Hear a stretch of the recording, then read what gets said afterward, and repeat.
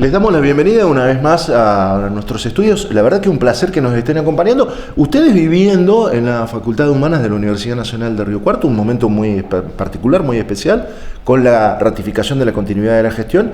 Primer tema que da certeza para lo que viene en un contexto de pandemia donde el paradigma, me imagino, plantea desafíos. Sí, por supuesto que sí. En primera instancia, muchas gracias por la invitación.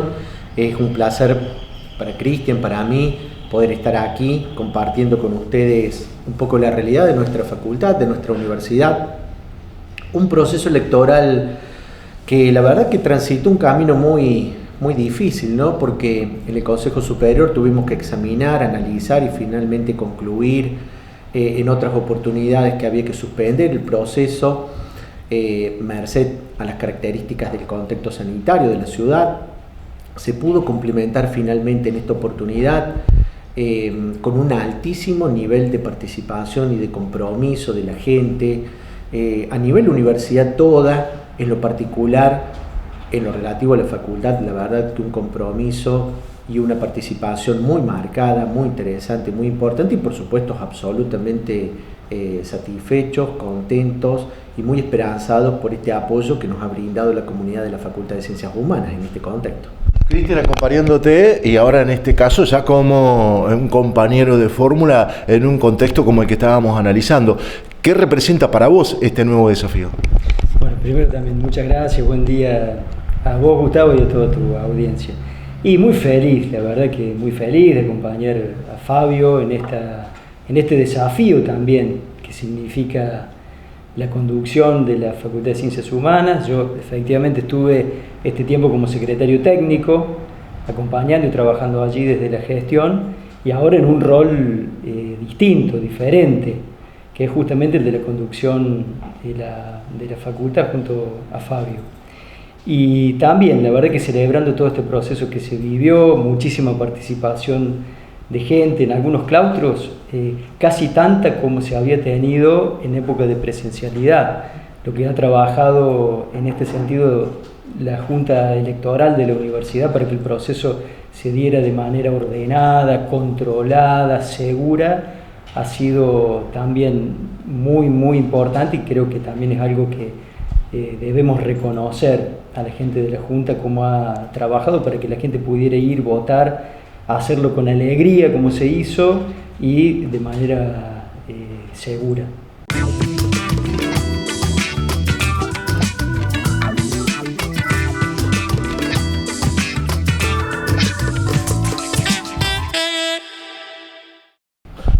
Lo que viene, les conocemos el perfil a los dos, sabemos que son hombres de una mirada de construcción y de superación. La vara está muy alta puesta en la primera gestión, pero la segunda plantea importantes desafíos desde lo institucional y desde el manejo de un proyecto de universidad y de facultad que tiene aspiraciones, y en ese contexto, ¿qué es lo que van a estar trabajando en lo que queda de este segundo semestre del año? Bueno, fundamentalmente creo que lo más inmediato, como acontece en la mayor parte de las estructuras sociales, tiene que ver con el impacto de la pandemia y tratar de optimizar los procesos que nos permitan la atención del grado, la composición departamental. En la facultad hemos tenido, por suerte, el cumplimiento del proceso de renovación de autoridades departamentales. Hay muchos directores que cuentan ya con una experiencia previa, pero hay muchos directores nuevos que se suman y que de alguna manera van haciendo sus primeras experiencias en gestión institucional. Tenemos el compromiso y el deber de acompañar desde el equipo de gestión, desde el funcionamiento del Consejo Directivo, esas instancias de composición departamental. Y por supuesto que también con una expectativa muy grande en relación con lo que significa retomar procesos que por el impacto de la pandemia han resultado suspendidos, han resultado en algún momento por allí demorados.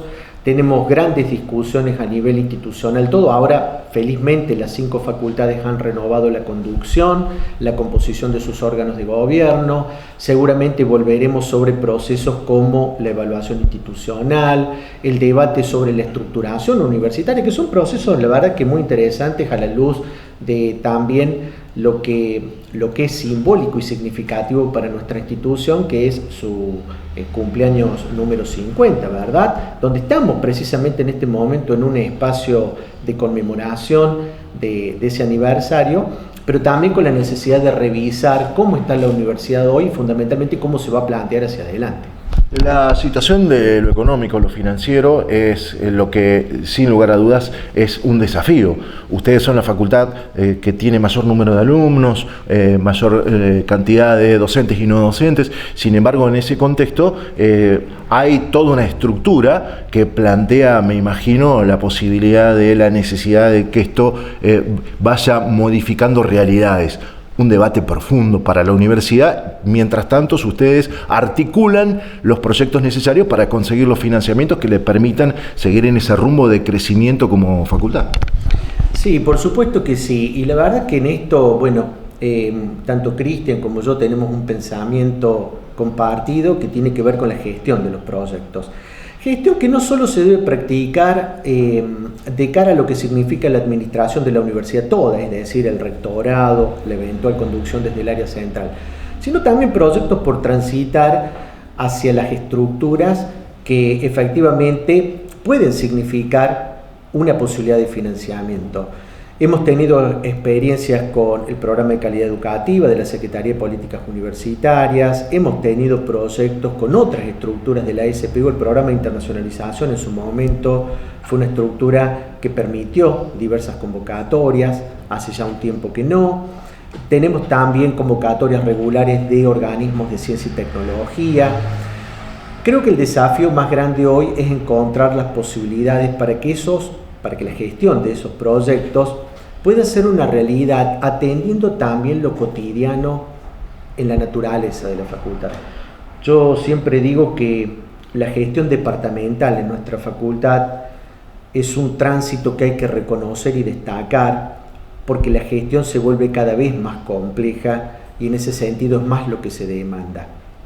Nosotros tenemos que ser capaces de generar estructuras y posibilidades para transitar la generación de proyectos que nos permitan esa optimización presupuestaria. En tal sentido, nosotros ahora, en esta renovación de conducción de facultad, vamos a inaugurar una Secretaría de Planificación Institucional que no se va a ocupar estrictamente de esto, pero que sí va a poner en tela de debate la realidad de cada uno de los departamentos para ir analizando todos juntos cómo podemos dar lugar a una preparación de proyectos que sea interdepartamental, que para el caso del equipo de gestión se formule entre las secretarías. Nosotros venimos trabajando ya con algunas convocatorias que también ya no son de espacios particulares, sino que intentan articular vinculación, posgrado, investigación, de manera tal que esa práctica de la articulación se vuelva efectivamente una dinámica cotidiana. Te incorporo en el análisis de esta situación que para nosotros, Cristian, es importante teniendo en cuenta lo que ha significado el paradigma de la pandemia, que cambió realidades, cambió la forma de estudiar, de vincularse y además, por supuesto, no nos imaginamos el regreso a una normalidad tradicional en materia de el funcionamiento de la facultad. ¿Qué están evaluando ustedes en este contexto en función de que lo que viene a futuro es la construcción de un nuevo formato? No sabemos cuál, pero un nuevo formato que vincule la educación vía Zoom y con la presencialidad como uno de los instrumentos. ¿Qué están imaginando ustedes? ¿Qué es lo que les está planteando los chicos y se están planteando ustedes como conducción de una facultad? Sí, esta educación de modo híbrido o mixta es lo que realmente se viene, ¿no? Y lo veníamos proyectando ya desde el año pasado. Por ejemplo, el año pasado nosotros de nuestro propio presupuesto de facultad hemos invertido entre el 60 y el 70% en equipamiento para este tipo de modalidad nueva, es decir, que podamos tener gente conectada y también en el lugar gente asistiendo de manera presencial a las reuniones, sea de la educación propiamente dicha, de la formación, o a nivel de posgrado, de investigación o de extensión, pero con la modalidad mixta, híbrida. Eso es sobre lo que estamos trabajando. Nosotros el año pasado como te decía, invertimos de nuestro propio presupuesto en este equipamiento, pero también estamos trabajando de manera articulada con las más facultades de la universidad y con la propia área central actualmente en proyectos del mismo tipo, pero que incluyan dependencias de todo el campus, no solamente para que sean usadas por la Facultad de Ciencias Humanas, sino para el resto de las áreas y de las facultades. Pero en el caso nuestro, y con dependencias que son de la Facultad de Ciencias Humanas, ya desde el año pasado estamos trabajando en estas modalidades que, como vos te imaginarás, no solamente se refiere al equipamiento, sino a la formación de nuestros propios docentes de esta forma, ¿no? Nuestros cuerpos docentes tienen que también, y vienen haciéndolo, capacitándose y formándose en esta manera novedosa, impuesta por las circunstancias, pero que seguramente va a quedar, que es la modalidad híbrida o mixta.